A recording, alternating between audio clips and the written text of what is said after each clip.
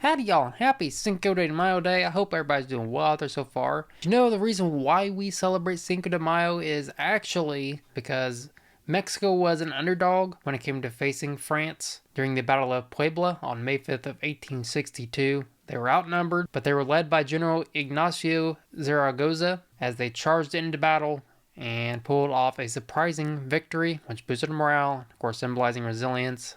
It's not Mexico's Independence Day, though. That's on September 16th. But it's a festive day for Mexican and American pride. So there's an interesting fact about Cinco de Mayo Day. Now, let's go and get into the forecast of what we could expect for the next couple of weeks. We're going to take a look at the GFS model for this. Keep in mind, anything over a week out is virtually impossible to forecast. So please take this forecast with a grain of salt. Now we can see today we got this omega block, at least that's what it's called anyway. It's basically where storms do the spin rooting over the same area. And we can see that here where storms are just channeling over the same area over and over and over. And it's a little bit cool as well. Southwest, y'all are finally getting in on some rainfall, as y'all have been in some significant drought conditions down there. And expect some severe weather and flooding conditions to occur for the next couple of days. As we pull up the pivotal weather models, we can see here day 2, moderate risk for flooding down here in Texas, Louisiana, Mississippi, Arkansas, and parts of Oklahoma. And as we zoom in on this for the next 48 hours, I would expect upwards of right around 2 to 4 inches of heavy rainfall over saturated soils. So definitely watch out for flooded roadways. Turn around, don't drown. If you live in a flood prone area, please be aware of this. And there's actually some severe weather today, as there is an enhanced risk issued for tornadoes, high winds, and large hail. So please be weather aware today. Tomorrow, much of the same story, slight risk, but still same kind of risks, with the highest risk being hail. Could expect some very large hail today and tomorrow, as well as some isolated tornadoes within the red zones here. And as we zoom out here, there's actually some severe weather up here in the northeast tomorrow on Tuesday. And today, there's a slight risk up here, up by Ohio, down into the Carolinas. But the main story is going to be down by Texas. So please be weather aware today. Know your safe spot. Tear your room away from windows. You'll be just fine as long as you have alerts set. Prepare for the worst, hope for the best. Be just fine, like I said earlier. But as we push off into Wednesday, there's no severe weather, just general thunderstorms expected. But of course, this can and will change. We are in springtime. May is peak tornado season. Now back to the models here. Now that we know there's a chance for severe weather and flooding for the next couple of days, you can see that's going to push off to the east. Here on Wednesday, we can see the reason why there's no severe weather chance issued, although there could be some here in Missouri, but if anything, it's probably just going to be a marginal risk. But we can see that we're going to be very soggy down here in the mid-south, southern plains, and potentially down here in the southeast and parts of the northeast as well. But we're drying out here out west and in the central part of the country, and even over here in the upper Midwest, where we do need some dry conditions because we have been just dealing with a lot of rainfall here. I would say we've probably gotten in on probably 10 inches in April, I would say, here in the Midwest. On average, probably 5 inches. And we're finally going to get that break. And it's looking like it's going to be pretty nice and dry for much of the countries we head into the middle of the month. But here at the end of the month, now this is almost 200 hours out, very far when it comes to the models. You can see the western part of the country is coming in on very soggy and snowy conditions, as well as the southeast is coming in on very soggy conditions down there. Dry here in the central and midwest part of the country and southwest, where, like I showed y'all earlier, y'all were dealing with a lot of rainfall, which is well needed, and it's looking like y'all are coming back into a dry pattern as we head into the middle of the month, unfortunately. So it's looking like any rainfall between now and Wednesday, it's not going to amount to much to at least be a drought buster or anything, so that's unfortunate down there. So conserve water and irrigate down there, of course. And it's looking like there could be another major snowstorm up here in the northwest, up by Idaho and Montana. So although it's springtime, still can come in on some major snowstorms as shown in past significant weather history events. Prepare for that up there. And it's looking like at the end of the month, we could be coming back into a soggy pattern for the Midwest and potential severe weather pattern, as well as I show y'all here on the jet stream. Of course, we can see the omega, what we call the omega block. We have a low pressure over here over the Midwest and Southwest, which is bringing well-needed rainfall down here in the Southwest. You can see the reason why they issued the enhanced risk today and a slight risk tomorrow. See how the jet stream is in the bright colors here? That's the knots in the upper layers of the atmosphere. Basically, wind shear is what it is. And it's bringing a lot of wind shear, which is causing severe weather down here by Texas. And we can see after that moves out, You can see there's going to be a major ridge that's going to take hold, and it's going to bring very nice warm temperatures for much of the lower 48. And the reason why I'm saying there could be severe weather at the end of the month is because there is a negatively tilted trough coming through out by, I would say, Nevada, California area. And this is going to swing our way here in the Midwest and cause severe weather to the upper Midwest and Ohio Valley, potentially into the Northeast. So definitely something to keep our eye on. I know it's well over 200 to almost 300 hours out, so I'll be keeping an eye on this. This will change between now and then, but May is peak tornado season, so keep that in mind. Now on to the hazards of what we could expect from May 10th to 16th. We can see down here in the southeast, from the 10th and the 12th, I would expect a lot of heavy precipitation, so it's going to be very soggy down there. So please be aware of this. If you plant anything, if you have a low-lying area and it's flood prone, be aware of that as well. And let's actually show y'all how much rainfall you're going to be getting in on. Now as we push this off into right around the 13th, we can see that we're going to be dealing with a lot of precipitation here in the deep south. I would expect right around 2 to possibly 4 inches in some areas. That's why they issued the slight risk like they did. You can see here, that's why they issue these slight risks. So I would expect right around 2 to 4 inches within this area here by this weekend. So again, please be aware of that. Now, I will have a summary breakdown by region here in a little bit, but basically here we can see the Climate Prediction Center is expecting well below normal precipitation from Texas up into the Northeast and into the Northern Plains. So this is well needed here in the Midwest after coming in on a lot of heavy precipitation, but of course down in the Southeast, Northwest, and the Desert Southwest is coming in on above normal precipitation. So this is well needed down here in the Desert Southwest. Not really needed here in the Southeast, except for down here by Florida. Florida, y'all been dealing with some drought conditions and some fire conditions here lately, so that's well needed down here. But in the Southeast, dealing with a lot of precipitation here lately, and it's not really that needed. This rain needs to really go down here to the Desert Southwest. So basically expect dry conditions here in the central, eastern part of the country into the Northeast, which is some good news. And for the next 8 to 14 days, we head into the middle of the month. More of the western part of the country is coming in on above normal precipitation because of some more severe weather coming through potentially by the end of the month. And the southeast coming in on above normal precipitation, but still dry here in the Ohio Valley and Midwest and Northeast. So this is some good news for us here in the Midwest, coming in on such a soggy month of April. And it's looking like the start of May into the middle of May is going to start to dry out. But of course, we'll be wishing for rain here when we're in the middle of summer. So I guess be grateful for it, right? And as we take a look at the drought map, we can see Florida. Y'all are going to be dry down there. Parts of the southeast is dry as well, but I know y'all been dealing with a lot of rainfall here lately. Southwest, of course, major drought down there as we zoom in here. I don't think any rain from now through Wednesday or in the future is going to be a drought-busting rainfall or anything, so that's unfortunate. But any rainfall is needed. We'll take it down here in the Southwest. So now enough of the precipitation. Let's go ahead and get into what the temperatures could look like for the next couple of weeks. We got this Omega block setting up over here in the Midwest and parts of the Southwest. You can see very chilly conditions here in these areas, and very warm here in the central and northern plains and southeast and parts of the northeast as well. Expect this to change, of course, as we head into later this week, and this is why they have a severe weather risk down here in Texas and parts of the northeast, because we have that cold air funneling down from Canada and the warm air coming up from the Gulf of America. Whammo, there's our bullseye.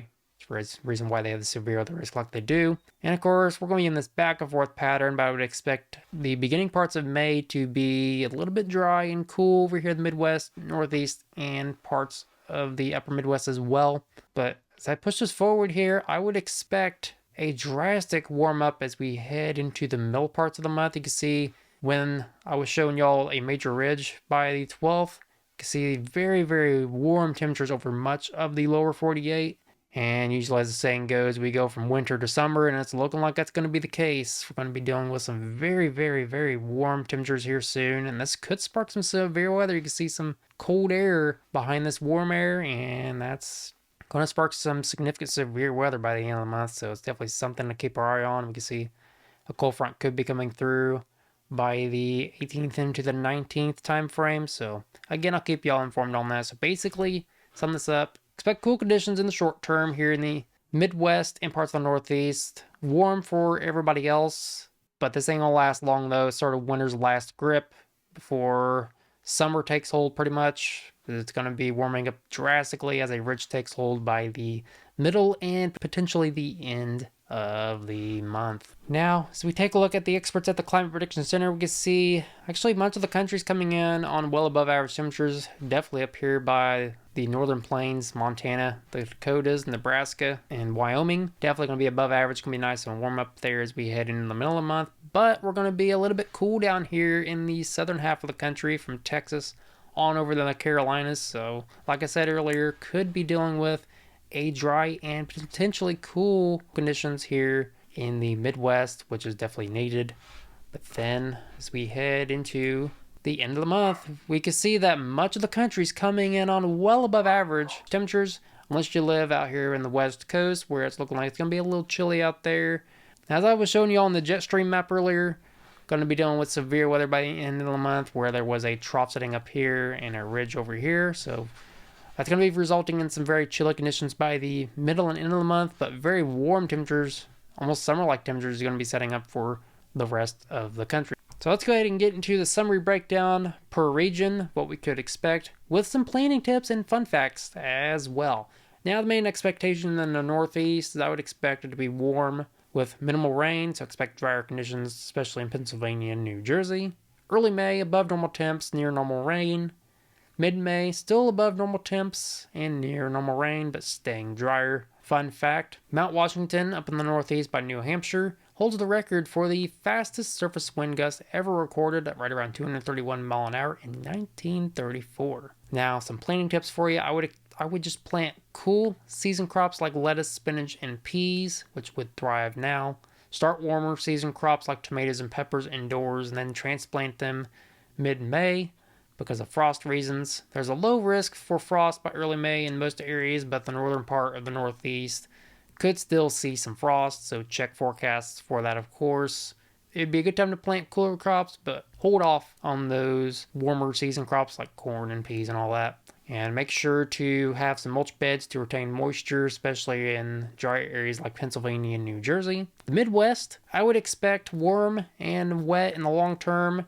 Drier in southern areas, of course. Going to be sort of cool and dry here in the Midwest to start, and then I would expect it to become warm and wet with severe weather chances here at the end of the month. We can see that mid-May going to be warm and wet, like I said earlier, but still a little bit drier than normal. Fun fact, though, the Midwest Tornado Alley, including Kansas, Nebraska, and Missouri, sees peak tornado activity in May due to clashing warm and cool air masses, which we could be coming in on severe weather by the middle of the month. Planting tips, I would go ahead and plant cool season crops like radishes, carrots, and kale. Start warm season crops like corn and beans indoors, just like the Northeast, or plant after mid-May, which is typically recommended. Frost risk is minimal by early May in the southern Midwest, Illinois, and Missouri, but northern areas like Minnesota, North Dakota may have frost risk until mid-May. The last frost ranges from early April in the southern Midwest to mid-May in the northern Midwest. So a good time to plant would be right now for cool crops, but I would go ahead and delay the warm season crops until mid-May because northern areas can still see frost. So prepare for rain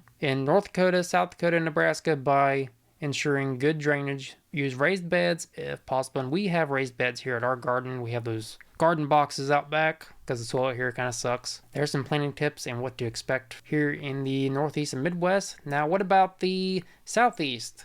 Gonna be very soggy down there, of course. It's gonna be very hot as well. Drier in Tennessee and Kentucky and Mississippi. That's sort of in the Midwest, Mid-South region, I would expect. Early May to be above normal and wet, of course. Y'all need rain down in Florida too, so it's well needed down there.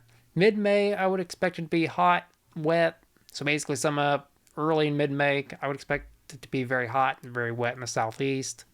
Fun fact, Florida's Everglades, a unique river of grass, is the only place in the world where alligators and crocodiles coexist. As far as planting goes, go ahead and plant those warm season crops like tomatoes, okra, and sweet potatoes. In Florida, try heat-tolerant varieties like Seminole pumpkins. And it's pretty much no frost risk by early May. Last frost dates are typically February and March, so go ahead and plant those warm season crops down there. And use drip irrigation in dry areas like Tennessee, Kentucky, and Mississippi to conserve water.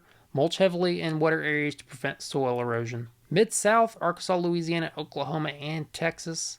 I would expect hot and mostly dry, near normal rain in parts of Texas. Of course, there's going to be severe weather down there in the next couple of days, and a moderate risk for flooding as well, so be aware of that. Early May, above normal temps, drier in Arkansas, Louisiana, Oklahoma, and Texas, except near normal in western Texas. Mid-May, hot conditions continue, drier in Arkansas, Louisiana, Oklahoma, and Texas. West Texas is still going to be near normal. Fun fact, Texas is home to the largest bat colony in the world at Bracken Cave, where 20 million Mexican free-tailed bats roost. And planting down there, plant heat-tolerant crops like peppers, eggplants, and black-eyed peas. In Texas, try drought-tolerant herbs like rosemary. No frost risk down there, obviously. It's a great time to plant. Use mulch and shade cloth to protect plants from intense heat and to conserve water in dry conditions. So there's the rundown of the eastern part of the country. Could expect severe weather down there in the deep south and mid-south. Moderate risk for flooding down there, but in the long term, I would expect it to start to dry out. Western part of the country, I would expect in the northern plains, warmer wet conditions, especially in North Dakota, South Dakota, Nebraska, Montana, Wyoming, and Colorado. Early May, above normal temps is expected in Colorado, Nebraska, and Kansas. Near normal in Montana, North Dakota, and South Dakota. And wet in North Dakota, South Dakota, Nebraska, Montana, Wyoming, and Colorado. Mid-May, I would expect above normal temps, wet conditions as well. A fun fact, Yellowstone National Park in Wyoming and Montana hosts over half of the world's active geysers, including the famous Old Faithful. Planting tips for the northern plains and Rockies. I would plant cool season crops like lettuce and beets, potatoes, all that stuff. They would do well. Start warm season crops like zucchinis indoors for late May planting. Frost risk is moderate in Montana, North Dakota, and South Dakota until mid-May. Colorado and Wyoming may see frost into late May. Last frost dates range from early May to late May, so definitely hold off on the warm season crops, but plant some cool season crops out there. Gardening note here, ensure good drainage for wet conditions. Use row covers for frost protection in higher elevation. Now the western part of the country, I would expect cool and wet in the northwest up by Washington, up by Montana. It's going to be typical conditions in Arizona and New Mexico. Early May, I would expect cooler conditions up by Washington and warmer over by Utah. Near normal up by Idaho, while it's going to be wet up in Washington. Mid-May, cool up in Washington, warm up in Montana. Near normal by Idaho and wet up by Washington and pretty much all of those areas right there. Fun fact, California's Death Valley is the hottest place in North America, once hitting 134 degrees in 1913. Now some planting tips up there in the Northwest. If I was going to plant up there, I would plant cool season crops you live up by Washington, Oregon, and California, like broccoli and chard.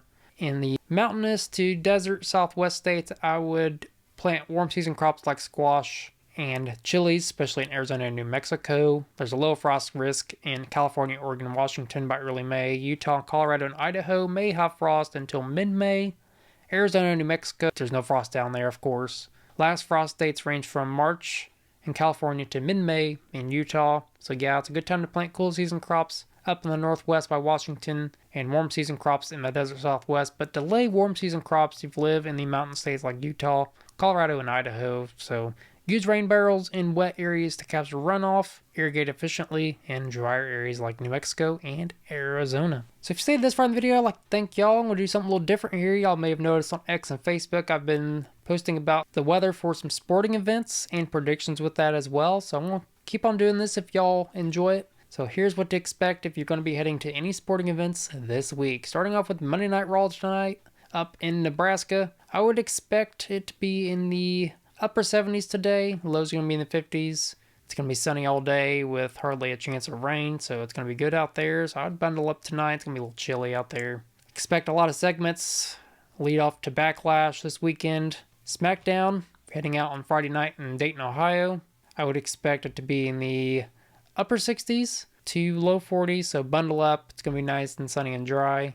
This is going to be pretty much a whole bunch of segments leading up to Backlash, just like Monday Night Raw. Pretty much not even an event to watch, really, on Friday Night SmackDown, because any event leading up to a pay-per-view is not really worth watching, because it's just they're resting their wrestlers. And you can see in the background here, both images, we have baseball players beating up wrestlers. Imagine that, y'all. It'd be funny to get the baseball players involved in that. Now, Backlash on May 10th in St. Louis, Missouri. Expect partly cloudy skies. It's going to be in the 70s down there. Expect Cena to retain versus Randy Orton. Becky Lynch is going to win against the Bird Lady, Lyra Valkyria. Gunther is going to beat Pat McAfee, and Rey Mysterio's son is going to beat Finn Balor. Now on to some endurance racing. We got the World Endurance Championship over in Belgium, the 6 hours of Spa. Expect 60-degree temperatures, possible rain. Expect the Ferraris to win an LMGT3 and an hypercar because they can handle better than the competition. IMSA is going to be in Laguna Seca this weekend. Expect sunny conditions with 60-degree conditions out there as well. Expect Cadillac to win overall with Corvette winning GTD and GTD Pro. And if y'all watch basketball, got the NBA semifinals going on. Cavs versus the Pacers. Expect the Cavs to win in 6. Up in Cleveland on May 6th, expect rain in the upper 50s. In Indianapolis on May 9th, I would expect sunny skies in the mid 60s as well. The Celtics versus the Knicks. Expect the Celtics to win in 6 games. Up in Boston on May 5th, expect rain, low 50s. And in New York on May 10th, expect patchy rain and upper 50s. The Thunder versus the Nuggets. I would expect the Thunder to win in 5 games. In Oklahoma City on May 7th, I would expect thunderstorms. It's going to be in the 70s. In Denver on May 9th, few clouds. It's going to be in the low 50s. It's going to be a little chilly out on that game. The Timberwolves versus the Warriors. The Timberwolves are going to win in 7 games. Minneapolis on May 6th, it's going to be sunny in the upper 70s. In San Fran, it's going to be on May 10th, clear, the mid 60s. So basically the Timberwolves going to win, Thunder's going to win, Boston's going to win, and it looks like Cleveland's going to win, unfortunately, against my Pacers. Now we got the NHL playoffs going on. I haven't been keeping up on this because my team, the Pittsburgh Penguins, are out of it, of course. We got the Maple Leafs versus the Panthers. Leafs are going to win in 6 games. In Toronto, on May 5th, expect showers and mid-60s. In Florida, I would expect on May 9th some thunderstorms in the upper 70s. Now, y'all can read the keys if you want to. I'm not going to go in detail with that. But the Capitals, the Penguins' rival, versus the Hurricanes. We've got the Capitals in 5 games. In North Carolina, I would expect on May 5th some thunderstorms in the upper 70s. In DC on May 9th, I would expect showers, mid-70s. Oilers versus the Golden Knights. The Knights are going to win in 7 games. In Vegas, it's going to be very hot, the mid-80s. In Canada, May 9th, expect rain in the low 60s. The Dallas Stars versus the Colorado Avalanche. The Avalanche is going to win in 6 games. Denver, it's going to be on May 5th, expect some showers, upper 60s. In Dallas, May 9th, expect some thunderstorms, upper 80s. So basically, the Avalanche is going to win, the Golden Knights is going to win, the Capitals are going to win, and the Maple Leafs are going to win. Now we got baseball games. It's springtime. Baseball season's upon us, y'all. My team's the Pirates. They never do good. They suck. May 5th, Dodgers at Marlins. In Miami, expect showers, mid-80s. Yankees and Padres in San Diego. Expect foggy conditions, upper 60s. Nationals at Guardians in Cleveland. Expect rainy conditions, upper 50s. On May 6th, Rays at the Phillies in Philadelphia. Expect partly cloudy conditions, low 70s. The Braves at the Reds. Expect showers and low 70s in Cincinnati. May 7th to 11th, Marlins at Dodgers in Los Angeles. Sunny, mid 70s, nice out there. The Twins at the Orioles in Baltimore. Expect showers and 70-degree temperatures. So I hope y'all enjoyed that. Something different I'm doing. If you don't like it, then let me know, y'all. I'll definitely change it up and just put this on X and Facebook for y'all. So if you're heading to any sporting events, that's what y'all could expect. Lastly, let's go ahead and get into the most significant early May weather history events, as well as wartime weather history here in a little bit. Starting off with the Natchez, Mississippi tornado, May 7th, 1840. An estimated F5 tornado tore through Natchez, killing over 317 people and injuring hundreds more, making it one of the deadliest tornadoes in U.S. history. It devastated the town and riverboats along the Mississippi River with damage equivalent to $300 million today. Fun fact, the tornado's river path, myths of it sucking the Mississippi dry for a moment. Next one here is the Waco tornado, like I covered in my May Outlook video. May 11th, 1953, an F5 tornado hit Waco, Texas at 4:37 p.m. on May 11th with 260-mile-an-hour winds slashing a 20-mile path. It killed 114 people, injured 597 others, and trashed 600 homes and 1,000 cars. $41 million in damage. It was equivalent to $450 million today.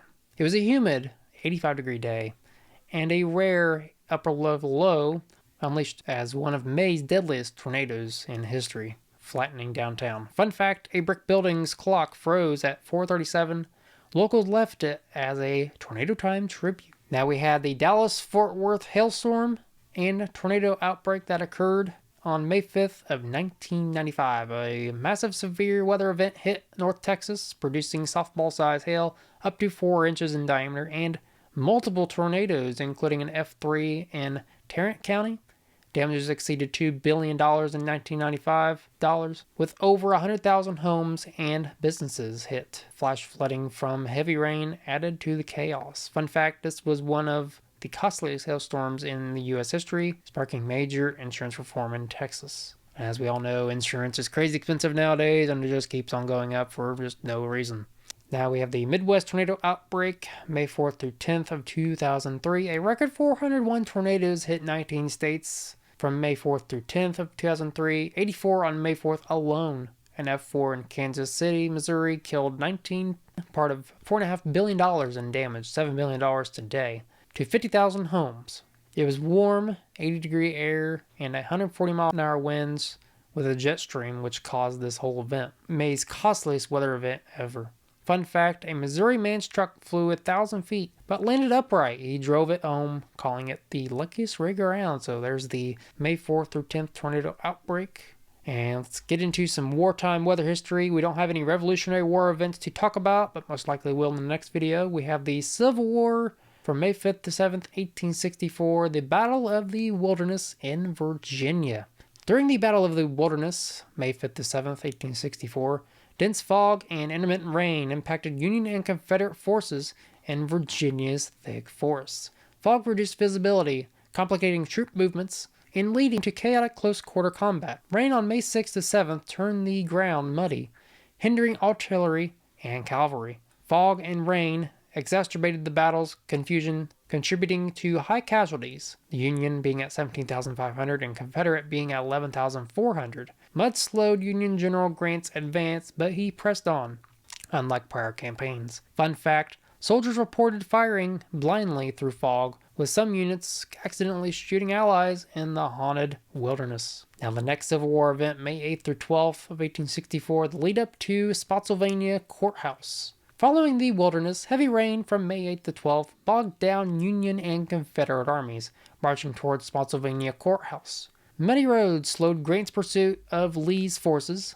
delaying engagements and exhausting troops. Rain also hampered trench building efforts early in the Spotsylvania campaign. Wet conditions delayed Union maneuvers, giving Confederates time to fortify, leading to a bloody stalemate at Spotsylvania, total of 32,000 casualties. Fun fact, Union soldiers nicknamed the Muddy March Grant's Mudslog, cursing the rain that turned Virginia into a swamp. Now from the Civil War into the Lusitania sinking that really sparked World War I on May 7th. On May 7th, the RMS Lusitania was torpedoed by a German U-boat off Ireland, killing almost 1,200 people and escalating U.S. involvement in World War I. Foggy conditions and rough seas on May 5th to 6th complicated navigation and submarine detection, while clear weather on May 7th aided German U-boat operations, indirectly aiding the attack. Fog and rough seas delayed Allied shipping, while clear conditions enabled precise U-boat targeting, shifting U.S. public opinion toward war by 1917. Fun fact, Survivor noted calm seas on May 7th, contrasting the foggy chaos of prior days, making the sinking even more shocking. Now we have the Second Battle of Artois, May 9th to 12th, 1950, during the First World War. Now May 9th, French and British forces, right around 250,000 troops, launched an offensive in Artois, France, against 150,000 Germans entrenched along a 12-mile front. Mild 50 and 60-degree weather and dry conditions early on favored artillery barrages. French guns fired 2.1 million shells by May 15th, but rain hit by May 12th to 13th about an inch, turning chalky soil into sticky mud, bogging down infantry advances. Clear skies by May 16th aided French gains, but gains were minimal, around 30,000 Allied casualties for 2 miles. May's weather swings dictated the brutal pace. Fun fact, soldiers used empty shell casings as vases for wildflowers during lulls, calling them trench bouquets. Now from World War I to World War II, the Coral Sea Battle, May 5th to 6th of 1942. Heavy rain, low clouds, and squalls impacted U.S. and Japanese naval operations in the Pacific. Poor visibility delayed aircraft launches, and obscured ships, affecting the first carrier versus carrier battle. Weather limited reconnaissance, but U.S. forces gained a strategic edge. Fun fact, pilots called the stormy conditions treacherous, with some planes lost to weather, not combat. Now, World War II, back in May 8th through 12th, 1945, we have the VE Day storms. Now, what does this mean? Basically, VE Day is victory in Europe, marked by Nazi Germany's surrender, ending World War II in Europe. Signed on May 7th in Reims, France, by General Alfred Jodl. The surrender took effect May 8th, with a second signing in Berlin for Soviet ratification. Celebrations erupted in London, Paris, and New York, symbolizing Allied triumph after nearly 6 years of war, though fighting continued in the Pacific until VJ Day, August 15, 1945. Heavy rain and thunderstorms swept through France and Germany, disrupting VE Day celebrations and cleanup with flooding in war-torn areas.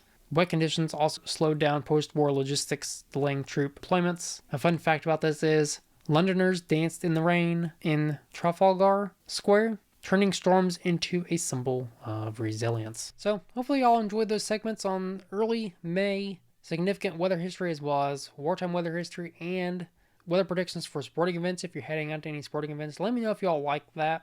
Something new I'm doing, so let me know. Basically what I'd expect here in the lower 48 is I would expect it to be warm pretty much everywhere, with wetter spots in the northern plains, Rockies, and southeast. Drier areas could be in store for the mid-south and parts of the Midwest. So plant cool season crops now, but hold off on warm season crops in the frost-prone areas like the northern Midwest, Rockies, and Northeast until mid-May.